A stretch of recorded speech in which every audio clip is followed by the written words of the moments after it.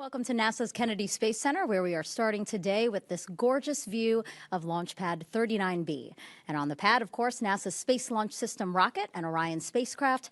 NASA is targeting next month for its earliest opportunities to launch Artemis II, 4 astronauts on a journey around the moon for the first time in more than 50 years. Good morning, and thank you for joining us today. I'm NASA's Megan Cruz, and you are watching a press conference to discuss this week's wet dress rehearsal. The Artemis II launch team rehearsed fueling the rocket again ahead of launch, and so to discuss how it went and the road ahead, we have this distinguished panel for you today. We have Lori Glaze right next to me here, NASA's Moon to Mars Program Manager. And next to Lori, Charlie Blackwell-Thompson, Artemis Launch Director. And then finally, John Honeycutt, Chair of the Artemis II Mission Management Team. Thank you all for being here. And as always, we are going to start with some opening remarks from each of them, and then we will go to your questions. So Lori, why don't you go ahead and kick us off? You bet. Thank you, Megan. So it's been just, I think, a little under 3 weeks since we met to discuss wet dress number 1. So I just want to thank everybody who's here in the room and who's dialed in online to listen to the press briefing today. We're very excited to talk to you about how the wet dress went yesterday. But I want to start first by thanking our incredible team across all parts of the Artemis II program that have gotten us to this point where we are today. They have done an enormous amount of work to get us to this point. And just over, as I said, the last 3 weeks, a little less than 3 weeks, a lot of work learning from wet dress 1, putting in place some fixes to things like the seals at the quick disconnect interface, doing some replacement on filters on the ground system side, thinking through various aspects of how we implement the wet dress rehearsal. And I can say for the most part, those fixes all performed pretty well yesterday, and Charlie's going to speak to that in a lot more detail. So that was really exciting. If you followed our progress yesterday, we were able to fully tank the SLS rocket within the planned timeline. We demonstrated our crew module closeout activities with the closeout crew, again, on the timeline. And we also successfully demonstrated the launch countdown. And again, Charlie will talk in a lot more detail. We did navigate through a few issues. You'll hear a little bit about some of those. But overall, the countdown went very, very smoothly. We do have work to go to get our systems ready for launch. We've already begun the data reviews from the wet dress yesterday, and there's some other work that needs to be done out at the pad. One thing I do want to say here today is that following that successful wet dress yesterday, we're now targeting March 6th as our earliest launch attempt. I am going to caveat that. I want to be open, transparent with all of you that there is still pending work. There's work, a lot of forward work that remains, including the post-wet dress analyses, of course. We do have some significant work to be completed out at the pad. Charlie will talk to that in more detail. And we also have a multi-day flight readiness review that will come up later next week. And so those things are all in front of us. We need to successfully navigate all of those. But assuming that happens, it puts us in a very good position to target the March 6th. We were fortunate yesterday to have several of our crew members present for the wet dress rehearsal. I was able to speak a little bit with Reed Wiseman, with Christina Cook, and Jeremy Hansen. They're all very, very excited. I was glad they could be here for the wet dress. They are really getting a lot of anticipation for a potential launch in March, and they go into quarantine this evening. So they will begin that quarantine later today. The excitement for Artemis II is really, really starting to build. We can really start to feel it. It's coming. And I really can't wait to welcome you all back here to Kennedy Space Center when we're ready to launch and fly this mission. You know, every night I look up at the moon and I see it, and I get real excited because I can really feel she's calling us, and we're ready. Thank you. I'm going to hand it over to Charlie. All right. Thanks, Lori. Appreciate that. Well, let's see. Since we were here, Lori said a little over 2 weeks ago, there's been a lot of work out at the pad. So since WDR1 As you know, we had some leaks in our ground-to-flight interface there, and we went in and we changed both the 8-inch and the 4-inch seal in that plate cavity. I'm happy to report that yesterday both of those interfaces were rock solid. We saw maybe 1% or less in that 8-inch line in that interface, which is really solid.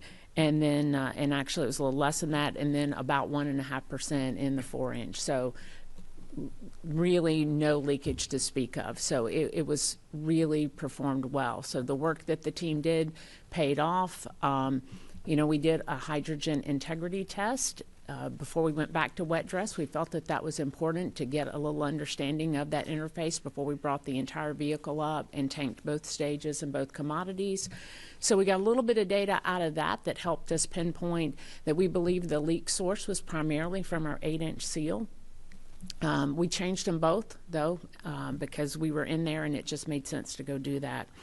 Yesterday, we got into tanking. We gave the go for tanking at 9:28 in the morning, so we were a little bit ahead of schedule. Of course, the call to stations was the night before. Powered up the vehicle elements, got everything configured, got into all of our preps. We were ready for load yesterday morning, gave the go for that. We did make a couple of changes to our wet dress countdown from wet dress number 1. We added a little extra time into the hold before tanking and then in the hold after tanking. And we did that in the event that we ran into an issue. We know that it takes about 20 to 30 minutes to run that contingency scenario where we let the QD warm up and we re-init fill. So we wanted to have a little bit of extra time. Thankfully, we didn't need it for that. But overall, the test went through the tanking. It was really quiet and went well. We did experience an issue with our comm system. That was probably the most exciting thing that happened during the tanking scenario, but it wasn't related to the loading of cryogenic commodities.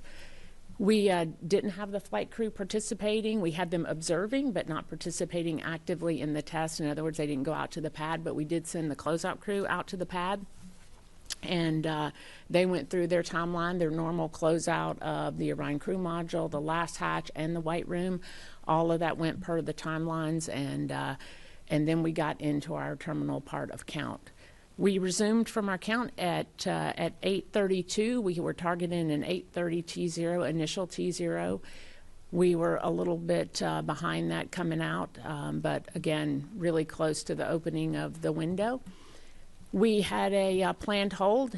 We were going to demonstrate that 3-minute MPS hold constraint. We have never done that before. We did that yesterday, and we were successful in doing so. We held the clock at 1:30. For the 3 minutes, we picked up. We actually went a little bit over the 3 minutes. We picked up and we counted down, and then we had a planned cutoff, and we went through our recycle with the flight hardware with a cryogenically fueled vehicle. Again, first time we've ever done that, validating our timelines. We expected it to take about an hour, a little over. We did it in 57 minutes. So very pleased with how that all went and retargeting a second T0. We picked up the count again at T-minus 10 minutes, and we counted down, and we had no holds, no planned holds, and nothing held us up in term count, and we went down and had a cutoff at 29 seconds. Which concluded the terminal part of the count, and then we got back into our recycle, and this time instead of retargeting to T0, we got into our drain. And I'm happy to report that through those 2 different targets of T0, when we wrapped all that up, we still had launch window remaining. So very successful day. I'm very proud of this team and all that they accomplished to get us to yesterday and then to go execute with such precision. And with that, I'll hand it over to John. All right, thank you, Charlie. Obviously, yesterday was really a really good day for us. I thought the test went extremely well. The entire team really remained focused and vigilant throughout the entire test, and that includes the MMT. You know, when we did the test 3 weeks ago, the hardware was talking to us, so we listened. And as Charlie mentioned, the remediation activities that we took turned out really well. Again, though, it was just another opportunity for us to ring out the system and validate and verify that we've got a good system in place before we put crew on the launch vehicle, the rocket, to go fly on launch day. I thought just kind of I had a little bit of time to reflect on the launch team and the MMT throughout the day, and I really felt like we've all gotten to a place where we want to be relative to how sharp we are and how we operate. You know, you see a lot of times relative to our launch frequency, and so we have to work really hard through training activities for all of us to stay on edge. Teams off looking at the data. I met with some of them this morning. So far, we don't have any indications of anything that we're worried about, but we're just getting started. So we'll go through that and see what the teams come up with and address those as needed. But overall, it was a good day for us. Megan, back to you. Thank you. Yeah, thank you so much for those opening remarks. It's really great to see how we've learned from Wet Dress 2 and we had a successful learned from Wet Dress 1 and we had a successful Wet Dress 2.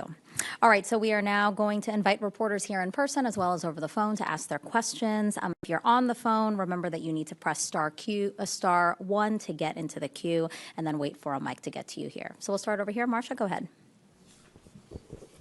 Marcia Dent, Associated Press. To meet a March 6th launch attempt, when would the flight readiness review need to be held? When would the crew be getting? What other milestones between now and then do you have to be on time for in order to make that first time in March? I'll speak to the programmatic part of that, and then I'll pass it over to Charlie to talk some of the other big kind of technical things that we have to get done in this time frame. You mentioned the flight readiness review. That's certainly a big one. It is targeted for the end of next week. That should be in plenty of time prior to launch to go through that certification of flight readiness. It is going to be an extensive and detailed review. We are going to go over and comb every aspect of this system. And we'll go through that with our Associate Administrator, Amit Kshatriya, and I expect our Administrator will be paying very close attention as well as we go through that certification process. And then at launch minus 2 days, we hand over responsibility over to John Honeycutt as the MMT Chair as we prepare for the launch readiness. You mentioned the crew. The crew will go into what we call a soft quarantine, or we're calling a soft quarantine, where they're going into quarantine at Johnson Space Center later today, as I mentioned. And then probably at around L-5 days or more, that would be the latest, but it could go a little earlier, they would transition here to Kennedy Space Center to continue their quarantine up until launch. But I'm going to pass it to Charlie, and she can tell you about the big technical milestones that we need to achieve. Well, really, we just have one big milestone left. We have contingency pad access that we are installing. So we got through our drain operations early this morning, got into inerting. We'll get back into the pad probably somewhere around, what time is it now? Maybe somewhere in the next hour or so. Certainly by the end of first shift today, we should have our teams back in. We're doing the preps for the lift, so we could be ready for that lift as soon as this evening. Once we get the platforms lifted up, we have two of them. One of them that provides access to the inner tank and to the booster, and then another that provides access just to the boosters. We'll go in, we'll establish access in those volumes, and then we go in and do the FTS retest. And so that involves disconnecting ordnance, doing the retest, reconnecting ordnance, backing out of those volumes. So it's not a short, 12-hour amount of work. It spans several days, but that's really our big thing that we have left to do before launch. Getting through this wet dress was an important milestone for us. Certainly, there's other work. We'll continue with our late stow and final preparations of the crew module. We have some lessons learned from yesterday that we'll go in and address. But in terms of the big work that's left, it really is that contingency pad access and that FTS retest. Thank you. Okay, Bill. Bill Barber, CBS. Charlie. You mentioned the mini tanking, the hydrogen integrity test or whatever. You know, I think I'm speaking for a lot of reporters. We would not have known that was going on if we didn't ask somebody, which I don't understand. I mean, there's a lot of interest in all of this, and I don't understand why information is so hard to come by. I know you talk to us at these briefings and stuff, but it's like PAO doesn't have permission to tell us things. That's number one. If you can just address that, because you are the launch director. And secondly, the seals you mentioned. You have to realize none of us have ever seen a picture or a drawing. We don't know where they are in the tail service mask or how it butts up against the rocket. And so if you're trying to describe something like that, it really helps to have some detail. You don't have to give away company secrets and privacy. It's not ITAR. You need a picture. You need some kind of description to understand this. So where are the We're seals? going to get you a picture. Okay. Where are the seals? What did you see when you took the old seals out that made you confident new seals were going to fix that? And how are they arranged around the 8-inch and 4-inch? Are they separate with separate lines in a cavity, or are they separate cavities? How does that work? Sorry. It's all good. So I'll take a shot at it, and then if John wants to add anything to it, I'll hand it over to him. So, and we can absolutely get you some pictures to help out with it. But you have two different lines that go into the plate that forms the interface between the flight vehicle and the ground. And those plates come together, and there are two. If you're looking at that live shot at the pad, you'll see those two. There's two hoses that come off of the back of that plate, two flex hoses. One is 8-inch. It's for your fill and drain. The other is your 4-inch, which is your bleed. Inside of that plate cavity, there's a seal that goes around where that interface mates together. Pretty simple looking seal. And so what we did is that we went in and we changed both of those out. In terms of findings, we didn't have any significant findings when we went into the cavity. It wasn't like we saw something where we had a significant blemish on the seal and we thought this is absolutely the root cause or the witness to the leakage that we saw. But the team worked through the data. What we did find was seemed to be, after we removed the seal, there was a little bit of moisture in that 8-inch area. Where it came from, I'm not entirely sure, but we found some moisture there. And certainly when you get cryogenic temperatures going through there, you can have some freezing, and that can cause an issue. We also found that there was a little bit on the 4-inch, there was a little bit of scratches on there, which we very easily buffed out. Again, it's not indicative of the kind of leak that we saw during wet dress number 1, the scratches that we experienced. So when we closed up that cavity, we didn't have one thing that we could point to where we said this was absolutely it. We had a number of contributing things, but certainly changing out the seals addressed the problem because we had absolutely incredible performance yesterday. And just real quick, during pressurization, during the last 8 minutes when you pressed the tank and that leak rate shot up during WDR1, how did it do this time? The maximum leak rate, let me get that for you because I knew you would ask me. It was like 1.6%, 1.5% was the highest that we saw, which is really pretty impressive because if you recall during Artemis I, even on our launch attempt, we saw about 6% in that cavity. All right, we'll take one more in the room, Will, and then we'll go to the phones. Yeah, Will Robinson Smith with Spaceflight Now. Thanks for taking the time. Maybe to juxtapose the leak rate that you mentioned, Charlie, just a second ago, I know the limit for WDR1 was 16%, but can you say what the maximum that you saw actually was, especially during tank pressurization during that terminal count? And then to John Honeycutt, in your prepared remarks, you mentioned relative to the launch frequency, you worked really hard through training activities to stay on edge.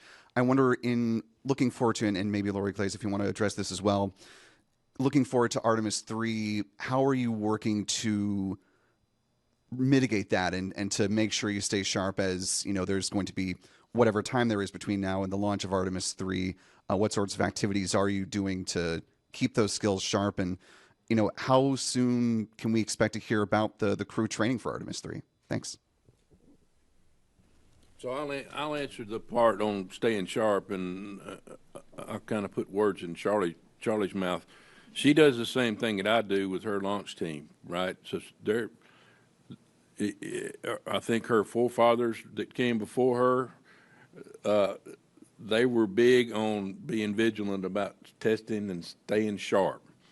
And so I've adapted that same philosophy for the MMT. So I know we'll continue to do that after this mission as we approach Artemis III. Anything you want to add, Lori? Well, I think even John mentioned that even the team dynamic and how the team was working together yesterday. There were some improvements over Wet Dress 1 and some of the prior trainings that we've done. That they're really coming together. We've actually made some changes in how the MMT works, the structure of it, and by phase of the mission. And I think there's a lot of lessons there that we can take forward to Artemis III. Artemis III is going to be a complex mission with multiple phases, and thinking about how we can make that MMT the most effective that it can be to make good decisions in a quick time frame, but that are well informed and take advantage of the insights from our bench depth down below the technical depth. I think there's a lot of lessons that we've learned there that we can take forward. You did ask about the Artemis III. When are we going to start thinking about a crew for Artemis III? There's still a lot of things that have to happen before we're ready to pick the specific crew that we need. We've got a lot of general training that is ongoing that can happen before we're ready to pick that crew, but we won't pick the crew until we have the specific mission operations lined out, and we can be assured that we're picking the right crew for the right mission. Okay, let's go to the phones for some questions. We have Irene Klotz. Go ahead, Irene.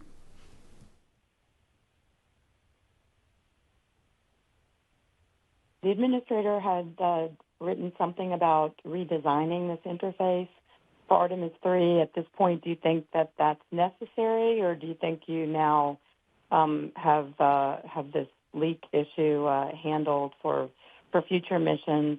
And could you please discuss? We're all with you for early March, but if it doesn't work out, could you please discuss the plan for launch options beyond from what you've told us before?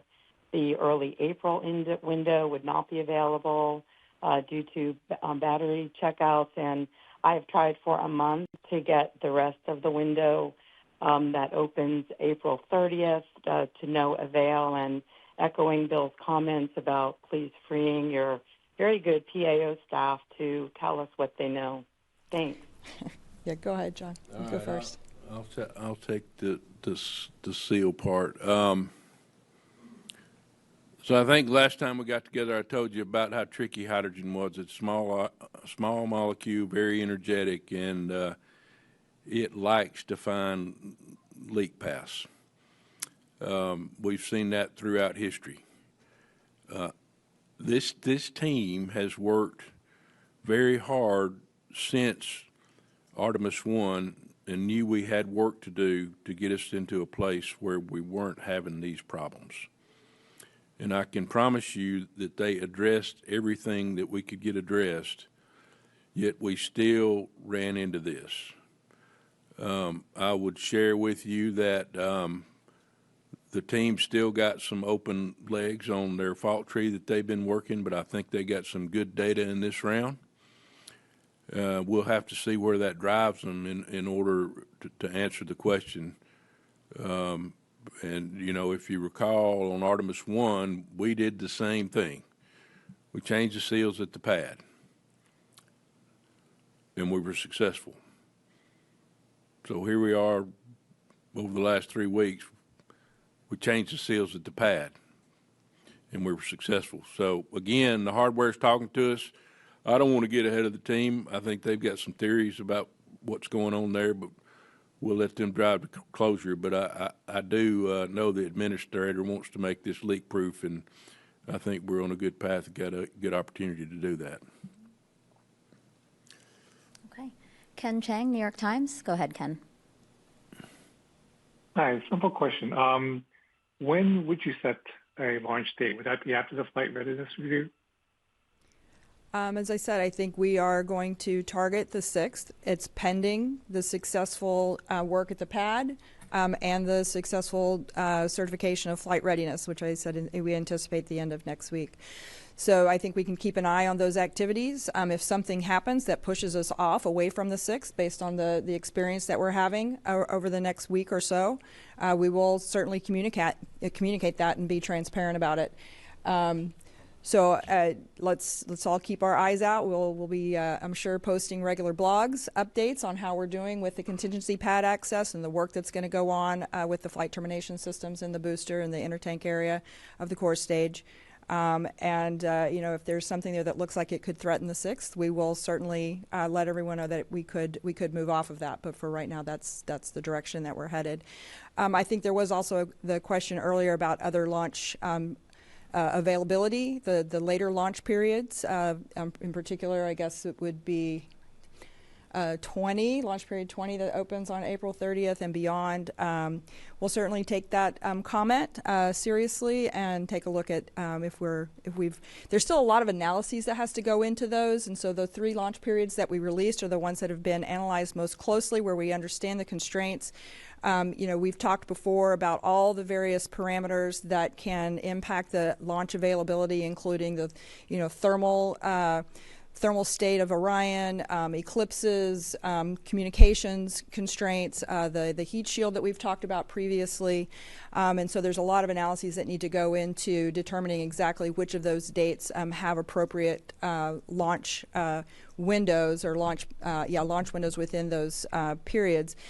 So if those are, when those are ready, we'll make sure we get the additional periods out. But if we're lucky, maybe we won't need those. Okay, we'll take one more on the phone. Micah Maidenberg, Wall Street Journal, and then we'll go to the room again. Micah, go ahead.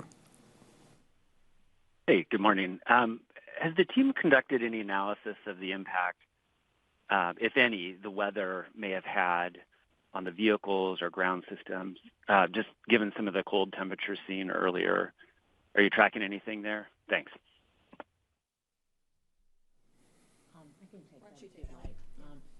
So we do not believe that the cold temperatures had an effect on the performance of the cavity, just because the ambient conditions are, I'll say, so much kinder than the temperatures that are flowing through that interface. But certainly we did see during the performance of the wet dress, we did see in some of our systems out at the pad that we had some thermal effects from that.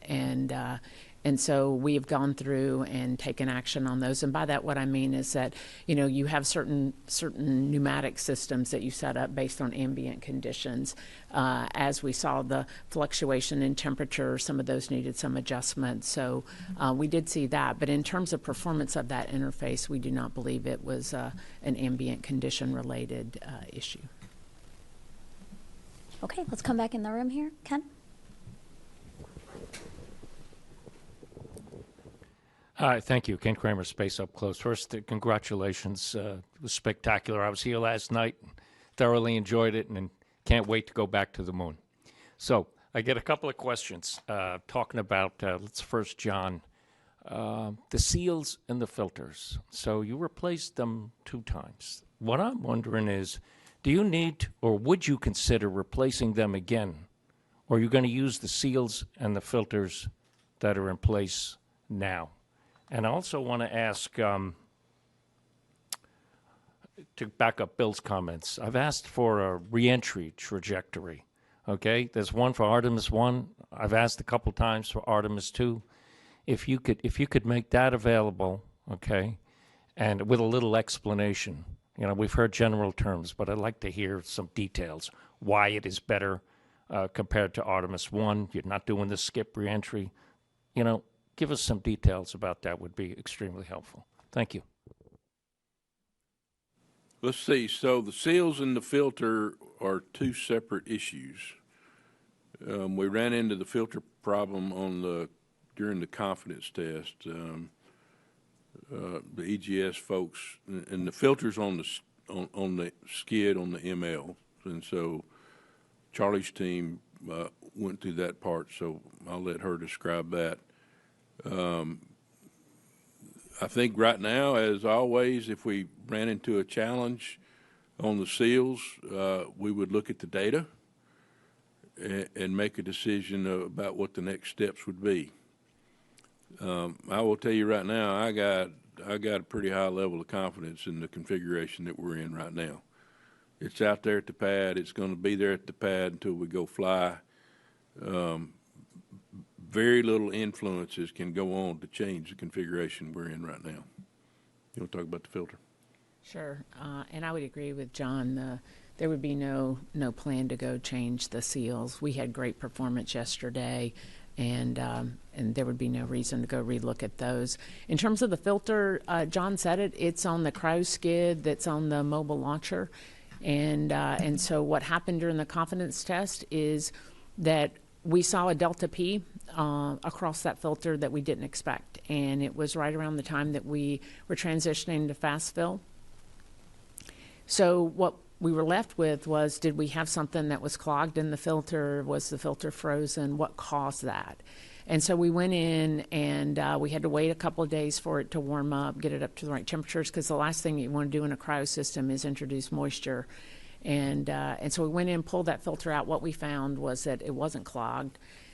So we were left with, there's no debris in it, and so it was likely some air that got ingested into the system somewhere, and it froze as part of those operations. So we purged it out, put in a brand new filter, and continued our purges, and again had really good performance yesterday. We would have no plan to go in and touch that again. You know, one of the things with cryo systems is one of the ways you can actually have problems is when you open them up.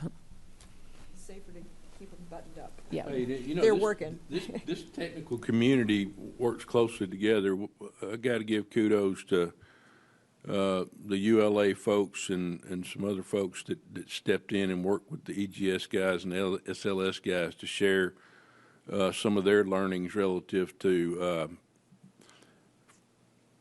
frozen nitrogen or frozen air in their filters, and they had seen it before too, and that they provided some valuable data to help drive this thing to closure. I'll address the question about the Artemis II trajectory. Thank you for the comment. We'll see what we can do, getting you some information there, some more detailed information. I wouldn't say that the Artemis II trajectory is you know, in any way a better trajectory than Artemis I. It's different, and it's uniquely designed specifically for the Orion heat shield capabilities that we have for Artemis II.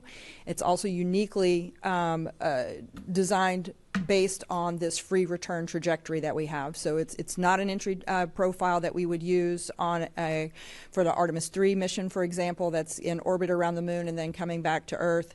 It is something that we have the ability, because we're on this free return, we use this specific trajectory that allows us to come in and manage those heat loads on the Artemis II heat shield, which we believe we now, on all of the work that's been done since Artemis I, understand what we expect the performance of that heat shield to be specifically. We will make changes to the heat shield for Artemis III. In fact, it's already built. It's sitting over in the ONC building right now. So this is a unique trajectory, and it's specific for this mission. But I do take your point, and we'll see if we can get you some more detail on that. Thank you. Thank you. It's unique just to Artemis II. We won't use this type of trajectory again when we have the more capable heat shield. Oh, sorry, Ken. Do you mind? We have a couple of other people online as well. Do you mind? We'll try to get back around to you, we promise. All right, Megan over there. First of all, congratulations, Megan Moriarty with WESH 2 here.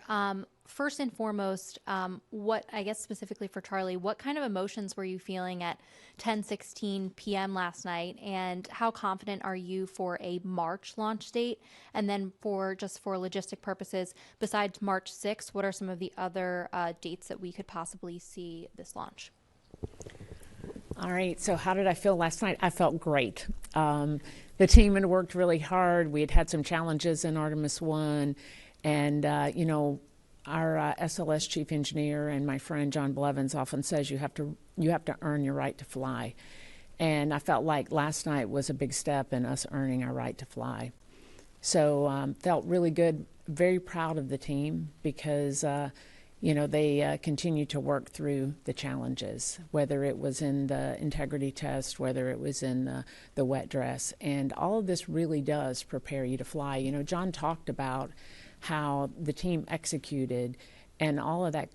I would say that proficiency in execution, the timelines, the way that they've matured, the procedures, all of that was reflected last night, and it's all a testament to the work that the team did to be ready for that. So I felt really good about it, good about the test, proud of the team.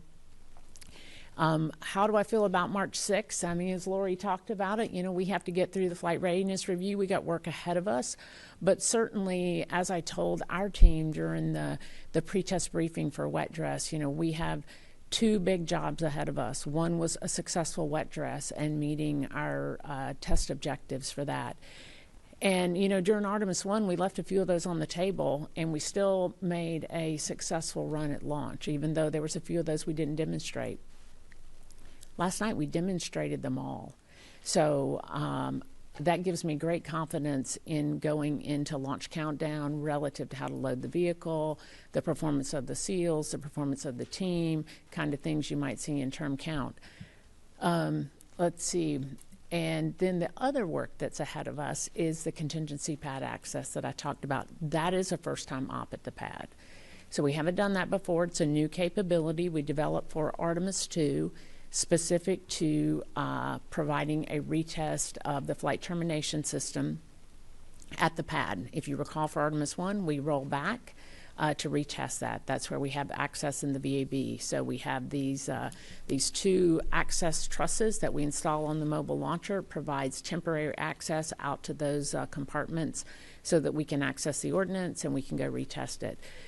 So I will have you a much better answer on how that goes once we get into the work. But that is really the last remaining thing, other than just, buttoning everything up, getting into your final configuration for launch. So I feel pretty good about that. Yeah, we have, I believe our launch window goes through the 11th. Mm-hmm. So. Yeah, 6, 7, 8, 9, and 11, and that's online. Exactly. Yep. Can I just add one more just quick note to follow, Charlie? We've talked a lot about what we've learned through the wet dress rehearsal and where our levels of confidence in getting to the launch. But I did just also want to stress this is a flight test. The whole mission is still a flight test. This is our second time to fly the SLS and Orion systems, the first time with crew, the first time with the environmental control systems active, the first time with the flight termination systems active so that we can support crew. So I just want to keep people, in your mind, we're talking about how confident we are in getting to launch and our excitement about this mission, but don't want anybody to ever lose sight of the fact that this is a flight test and the entire mission. We will continue to learn. That's the whole point of this mission, is to learn. Okay, we'll take one more in the room here before going on the phones. Thank you. Hi, TJ Mascaro with the Epoch Times. Thank you so much, and again, congratulations. Can you elaborate a little more on what work the closeout crew still has to do, and talk about all the changes that were made from Wet Dress 1 to Wet Dress 2? Thank you. So for the closeout crew, we did deploy them to the pad yesterday. We wanted to demonstrate the closeout of the Orion crew module. And all of our procedures. We didn't have, I wouldn't say we had any significant changes in the plans, other than, you may recall, there were some, I'll say some minor things that we wanted to go take a look at in terms of, and some of them are very small, right? We had, and one simple one, right? The elevators on the 274-foot level. We have blast doors up there. Those doors were closed out for when the closeout crew arrived at the pad. Normally those are left open so that when the elevator doors open, you can walk right out on 274. So that during Wet Dress 1 kind of held us up for a few minutes while they deconfigured the doors.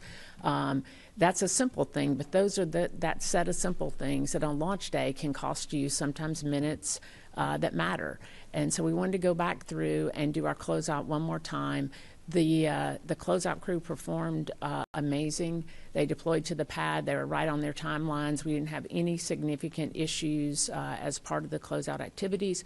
We do plan to do one more demo before flight, just because, John talked about our launch rate and talked about the opportunities to go through and do training. And in the case of the closeout crew, there isn't a full trainer anywhere that gives you the crew module hatch and the last hatch and the white room. And so where we get that is in the white room with the flight hardware. So we do intend to do one more closeout demo just to refine our timelines and look at it one more time, but I don't envision any significant changes as a result.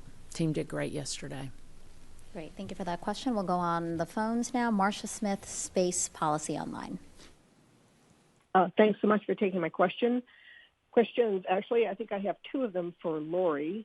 The first one is about a comment you made a little bit earlier about for Artemis II, and you wouldn't be picking the crew because you had to pick the right crew for the right mission. And could you just elaborate on that a little bit? And does that reflect questions about which human landing system you're going to be using? And is there any update on that?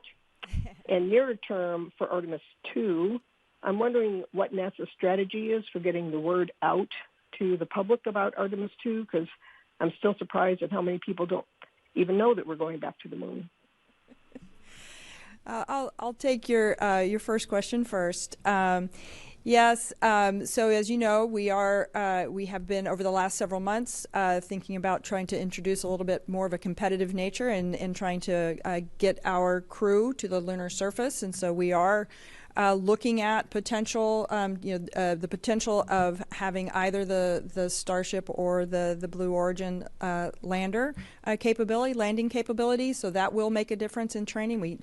And then also just even as we refine the work that we want to do on the lunar surface, that will also define exactly what types of capabilities that we need, the complement of capabilities that we're going to need with that crew. So that's kind of where we are and what's going to drive the selection. So I would anticipate, over the next many months or year or so, us starting to really refine and think through what that will look like. So stay tuned on that. Let's see. The first question had to do. I'm sorry. What was the first one on, or the second question on Artemis II?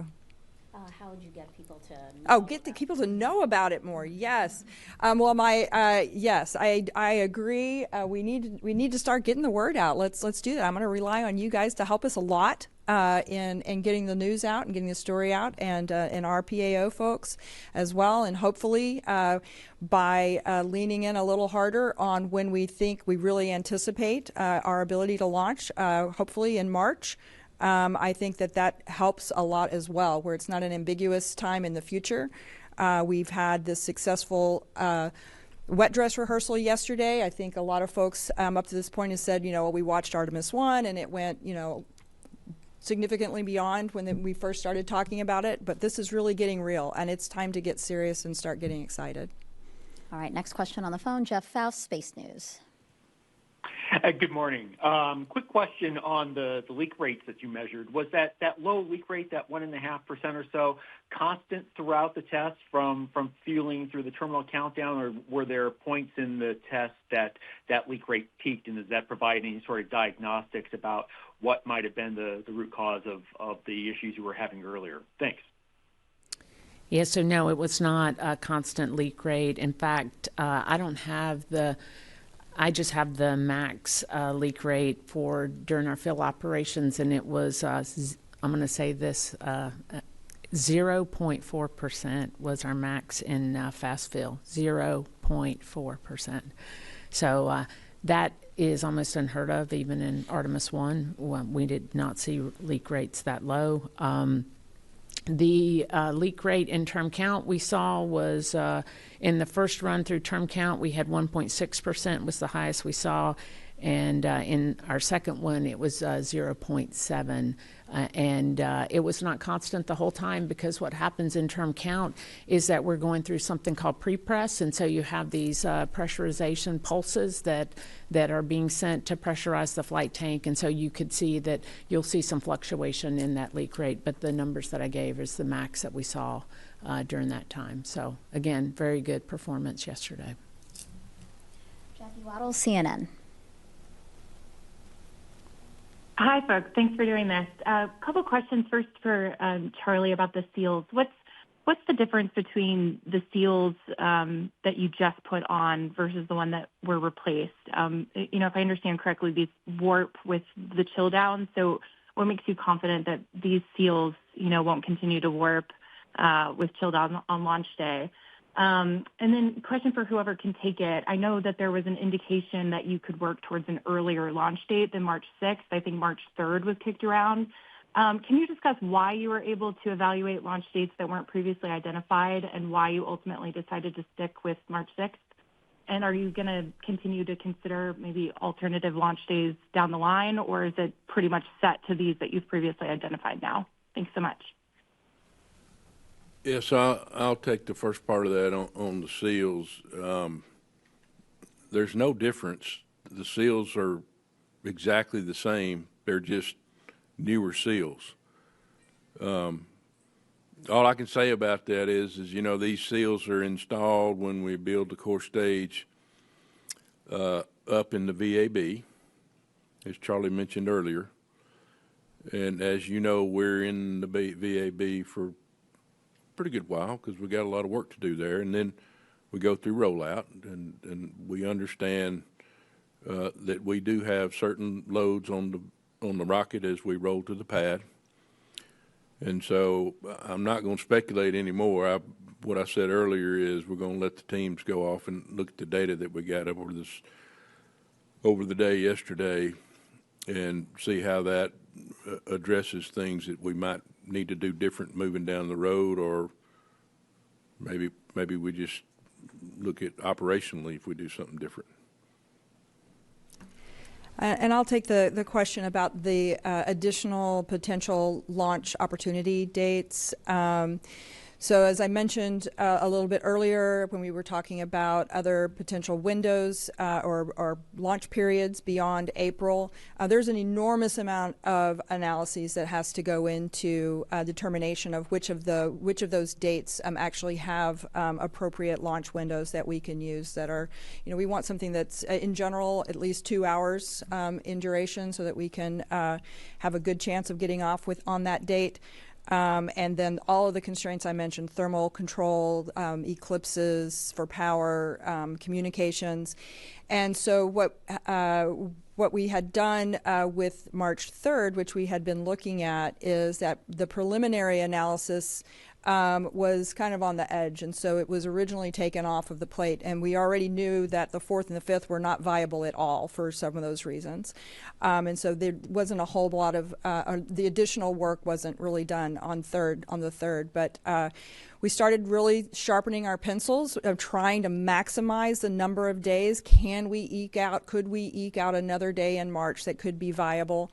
And so in particular, the Orion team went off and started looking at it and looking at not just the nominal case and the baseline case, but they have to look at all of the off nominal cases, all of the potential scenarios that we might end up in. And how the Orion spacecraft would still be able to perform, keep our crew safe, and be able to return back to Earth in a safe configuration.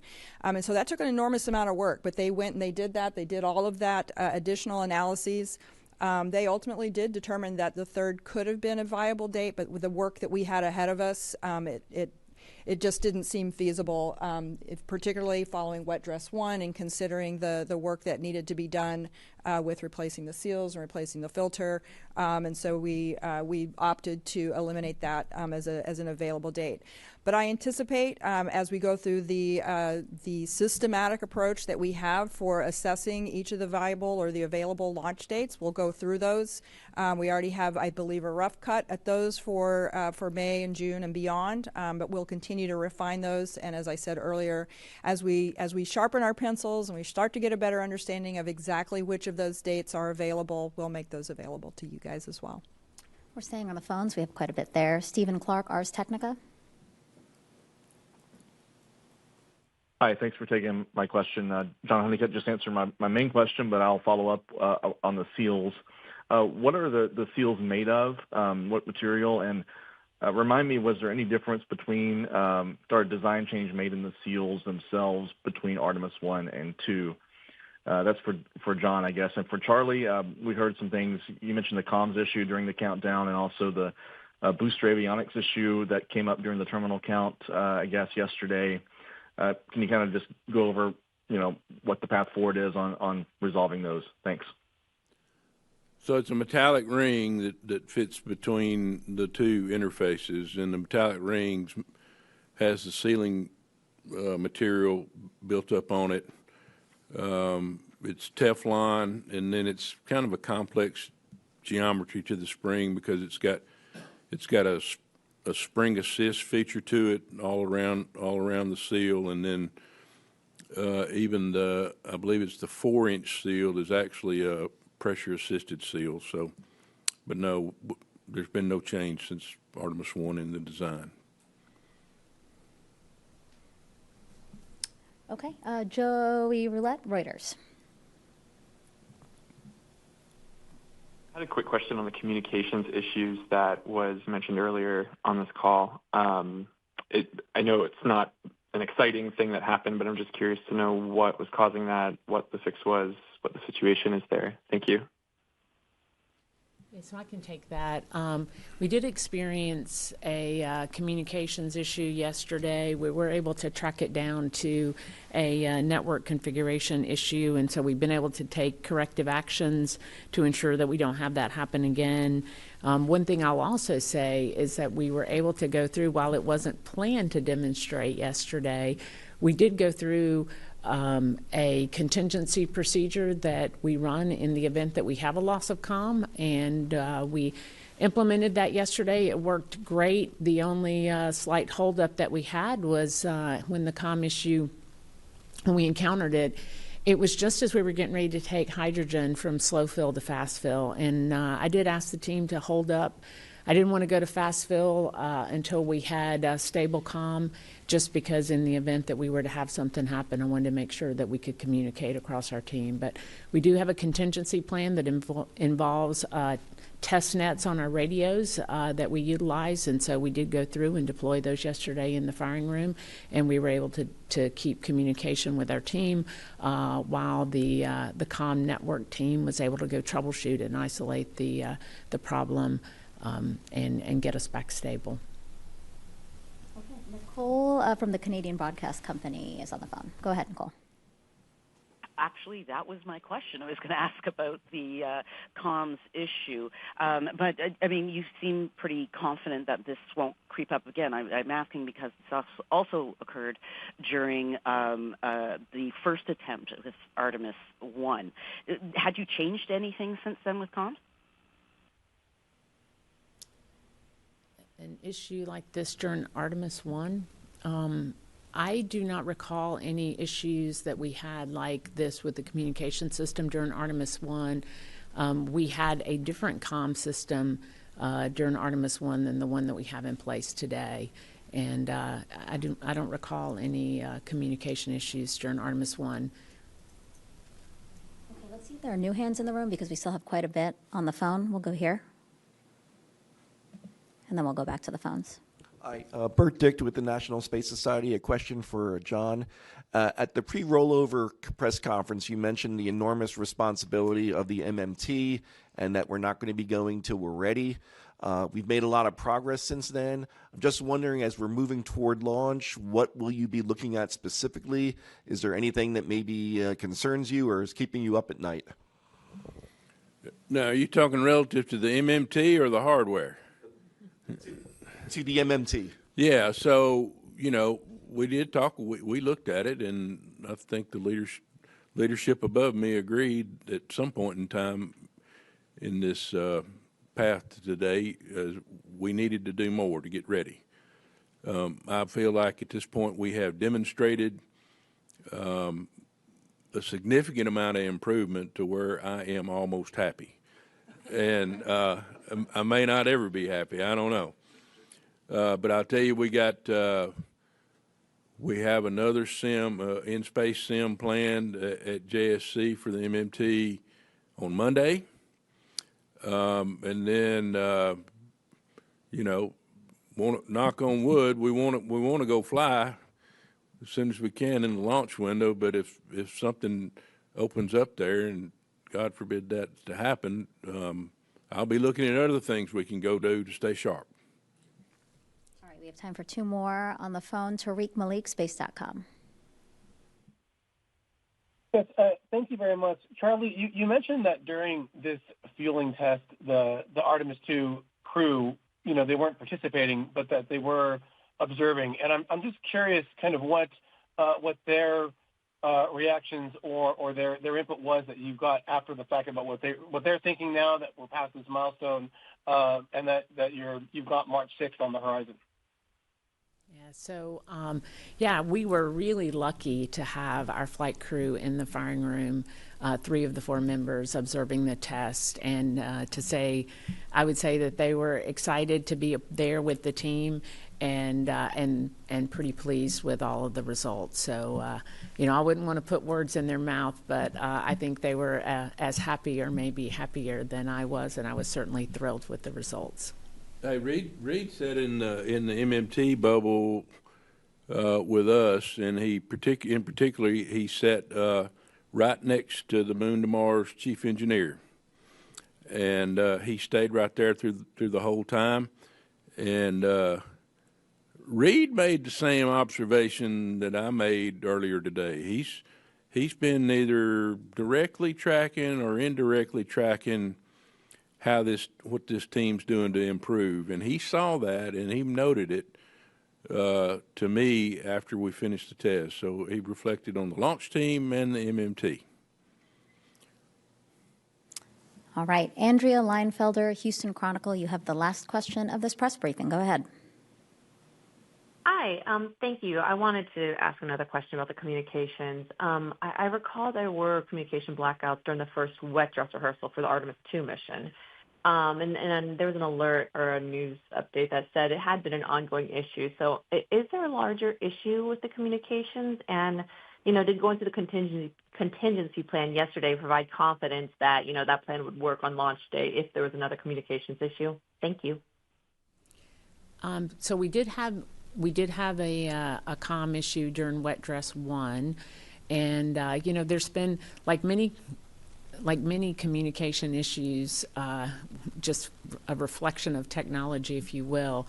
They can happen for a lot of different reasons, and so the team has been working very diligently to determine as we go through each of them, and not all of them are the same. Sometimes it is related to some of the comm issues can be related to some configuration between centers, and so you may have heard that we had some of that in one of our wet dress where we had some of our loops that weren't connected in the way that we expected, which is why we do wet dress, so we can figure out all these things so on launch day that we get all this configuration and all of this mapping correctly. And so that was one form of the comm issues that we've had.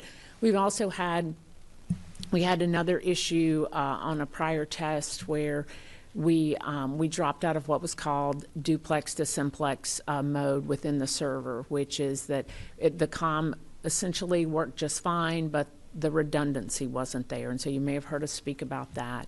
Yesterday's issue was something completely different. It wasn't within the voice comm system itself, but it was in the network. So hopefully, as we have worked our way through this, pinpointing each and every one of these root causes and correcting them, hopefully on launch day we don't see this. We'll certainly be putting operational controls in place as well for once we get our config in place and freezing it once we test it out. So there'll be some operational controls that come along with that. And was there another part to the question? Oh, our backup plan. So, because we had some issues before, we wanted, with wet dress 1, we wanted to make sure that we had, one of the things that I think NASA does really well is we learn from the data that we're given, and then you try to take that and you apply it and you think about, well, what could the next failure be and how would we address that? And so we had a comm issue. We thought about, we went and corrected the issue that we had, and then we thought about, well, what if this happened? And what if it happened in the most dynamic state? And what would we do? And how would we address that? And that's where the contingency plan came up. We had that proceduralized, so it wasn't something we were doing yesterday. We had radios available in the firing room. We had people designated that would be available to provide those as they were needed. We knew what channels we would use. It was all in our procedures. And so while I hope to not execute that on launch day, I certainly know that if we need to, that it is available to us. And I know you said that was our last question, but I want to go back because I didn't answer, I think, between the multiple questions, it got missed. But someone asked about the issue that stopped us in terminal count, because we always plan to count down and hold at a minute 30. We did not plan to have an issue. We did have an issue, which was booster power 001, which looks at it basically looks at 3 measurements. 2 of them are from the ground and 1 is from the booster onboard battery, and it's just making sure that we have the right voltage to support the mission. And so what happened is that the flight measurement looked great. It was solid, and we saw a delta to the between what the ground side was seeing. So we're going to go take a look at that. It was no constraint to yesterday. We're not going to fly, and so we knew that we were in a good position to press on. We did that, but we will be going and looking into that and figuring out why we saw that delta between the ground and the flight. Certainly between the two, you want your flight measurement to be sound, because that's the one you're going to go fly with. The ground one's going to be left behind, but we'll go work that out and figure that one out. But that was the issue someone asked about that stopped us in term count yesterday. Thank you so much for that follow-up. Charlie, as you can see, we try to get to as many of you and as many of your questions as possible, but we do have to wrap up today's news conference now. Again, thank you so much for your questions, and thank you, of course, to Lori, Charlie, and John here. And as you heard them say, we are going to target our first March opportunity, March 6th, pending any open work. But ahead of that attempt, we'll, of course, host more of these briefings so that you can stay up to date on our progress. But until then, everyone can learn more about this mission by going to nasa.gov/Artemis. We're pulling that up on the screen right now. Again, nasa.gov/Artemis. Again, thank you, everyone, for your interest, for your questions, and have a great rest of your day.